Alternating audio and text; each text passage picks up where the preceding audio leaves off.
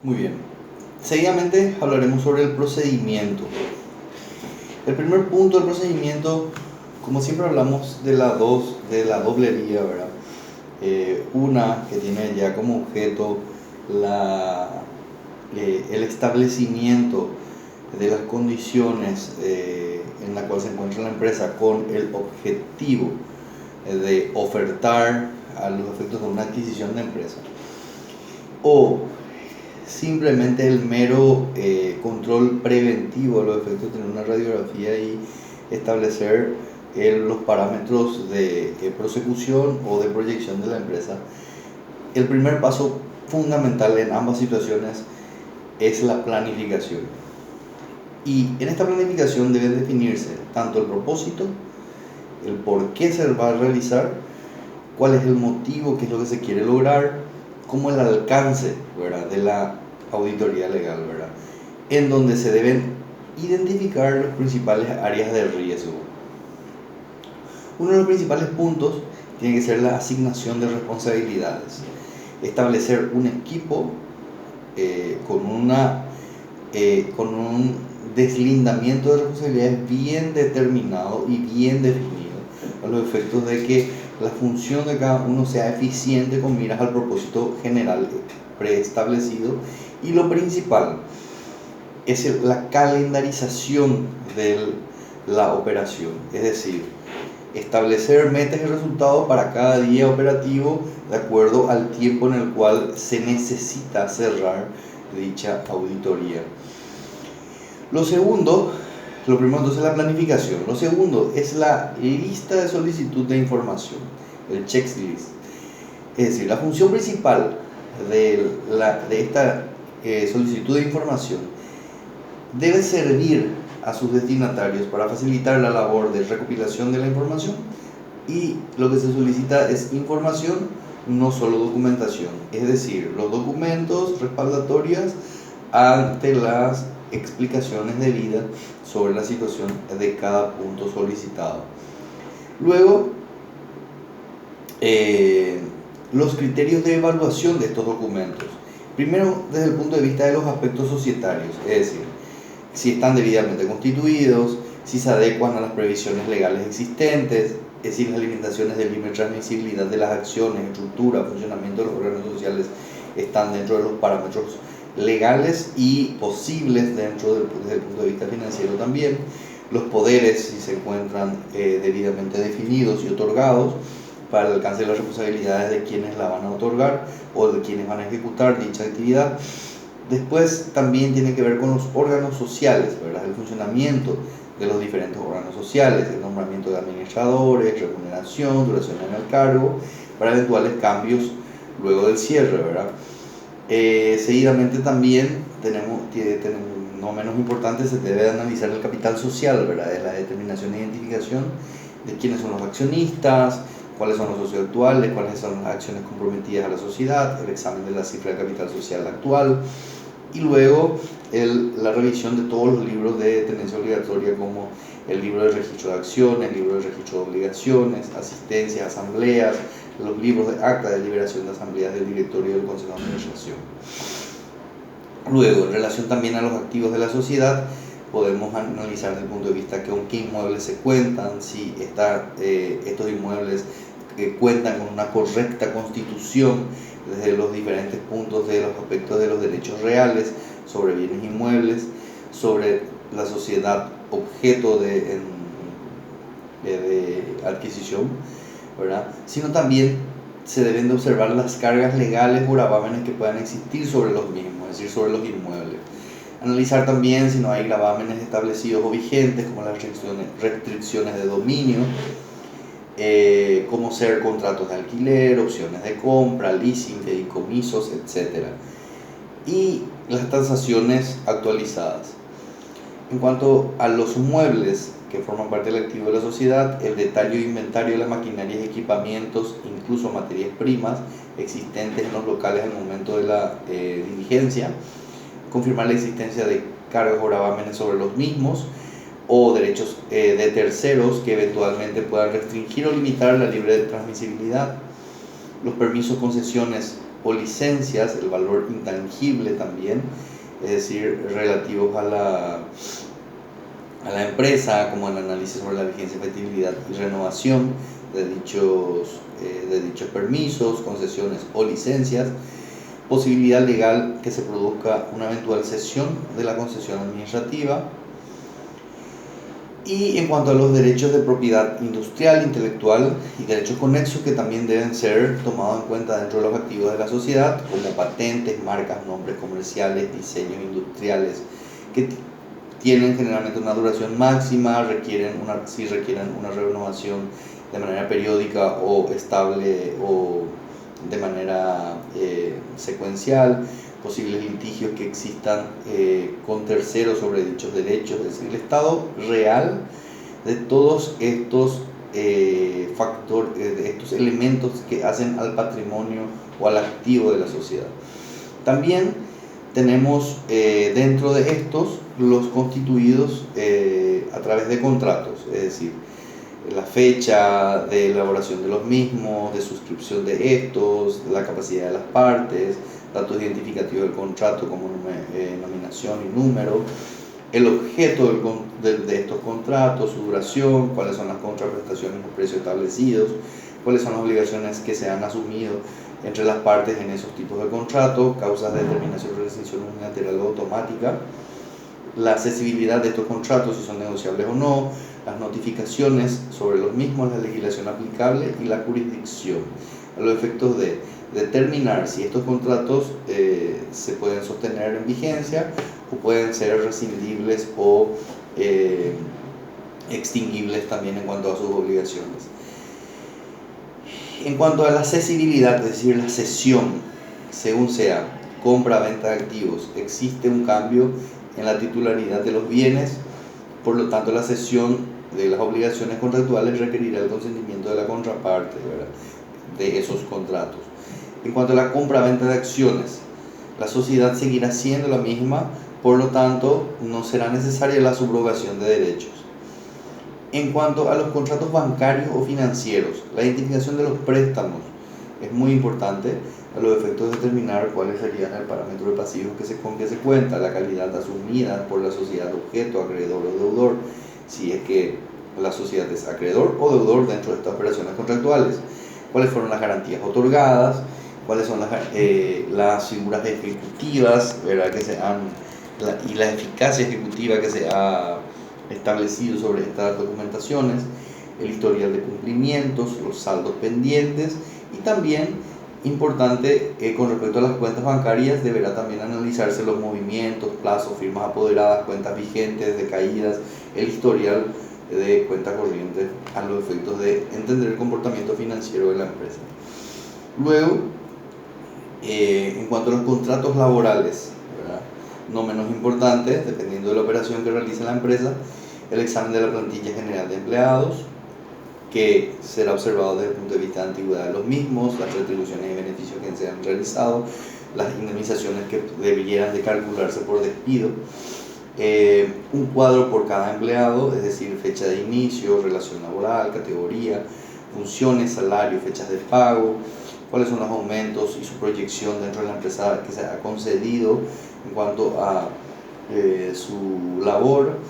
también los horarios que ha asumido, el seguro social y beneficios que se le han otorgado, como sea movilidad, préstamos, adelantos salariales, las vacaciones que han tomado, las medidas disciplinarias que se le han interpuesto,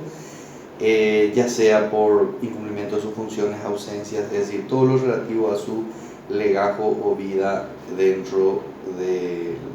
la relación laboral con la empresa. Otros aspectos laborales pueden ser cuáles son los juicios o conflictos laborales que se han dado, el estado de los mismos, el informe relativo a los contratos que han terminado, sin que esto requiera necesariamente de que haya habido algún conflicto laboral, teniendo en cuenta los plazos de prescripción de las diferentes acciones conforme al Código también procesal del trabajo, lo relativo al punto de referencia, y el examen también realizado, la evaluación con todo lo relacionado con el cumplimiento de la seguridad social, ¿verdad?, que es de vital importancia para determinar antigüedad y obligación desde punto de inicio a fin de la empresa para con el empleado laboral. Los aspectos fiscales también deben ser evaluados, es decir, verificar el cumplimiento fiscal, cuantificar las posibles contingencias, delimitar los pasivos contingentes que por los impuestos pendientes de prescribir pudieran existir en la sociedad, detectar posibles áreas de mejora que supusiesen ahorros fiscales en el futuro, como pequeños ejemplos. En cuanto a los litigios con que cuente la empresa, tenemos el estado de los distintos de contingentes, vamos a decirle, litigiosos que pues, se pudieran haber abierto, ya sea desde el punto de vista judicial o arbitral o de mediación en el cual se haya incurrido para la resolución de un conflicto, ¿verdad? Todo lo que implica el conflicto no precisamente judicial, ¿verdad? Los plazos de caducidad, prescripción, importancia, hacer una clasificación en cuanto a la cuantía, las posibilidades de eficacia, de éxito, vamos a decir, en esas negociaciones o resolución de esos conflictos. Otro parámetro también que debe determinarse para un mejor filtro y análisis de esta área es el área de conflicto, ¿verdad? Y los posibles litigios que pudiesen suscitarse si no se han dado aún, ¿verdad? Revisando plazos de prescripción y acciones respectivas. También es importante establecer cuáles son los tipos de reclamaciones inminentes a favor o en contra de la empresa, porque no nos estamos refiriendo únicamente a las que la empresa pueda recibir, sino que a las que pudiera llegar a reclamar como legitimante activo. La redacción del informe, de todo lo que hemos visto como parámetros de análisis que debe tener una auditoría legal, viene la parte más importante, que va a ser la concluyente también en cuanto al resumen, informe o dictamen que se establece como resultante de las observaciones realizadas, ¿verdad? Es decir, observaciones, obtención de datos, observaciones y análisis realizados consecuentemente para establecer la posición empresarial. Como resultante se lo hace en el informe o dictamen, ¿verdad? ¿Cuál es el esquema que debe seguir? La tipología, ¿verdad? Tiene que ser de manera descriptiva y establecer las contingencias también. ¿Cuáles son algunos de aspectos generales de la redacción de este informe? Dice, homogeneizar conceptos como definiciones, referencias, leyes, términos a ser utilizados a los efectos de una mejor interpretación literaria, ¿verdad? En lo relativo a la redacción. Evitar exceso de juridicidad, es decir, los términos técnicos en abundancia pueden llevar a la confusión o a una claridad dentro del texto. Debe ser lo más preciso, claro, pero conducente a que el lector del informe pueda entender al solo leer dicho documento, ¿verdad? Porque partamos de que el que lo va a leer por lo general no es un abogado o un jurista, ¿verdad? Utilizar el estilo simple, rápido y de fácil lectura, sin mucha retórica ni términos rebuscados. Debe tener un orden bien claro, una precisión dentro de ese sistema de elaboración de la redacción, donde tomando en cuenta todos los parámetros o aspectos que pueden ser objeto de análisis, como lo hemos visto dentro de este material, también podemos determinar ese orden y esquematización del dictamen. Y por último, las conclusiones finales con respecto a todo eso, con términos también claros, precisos y de valoración de las contingencias que puedan darse, como así también de las fortalezas y virtudes que puedan suscitarse en relación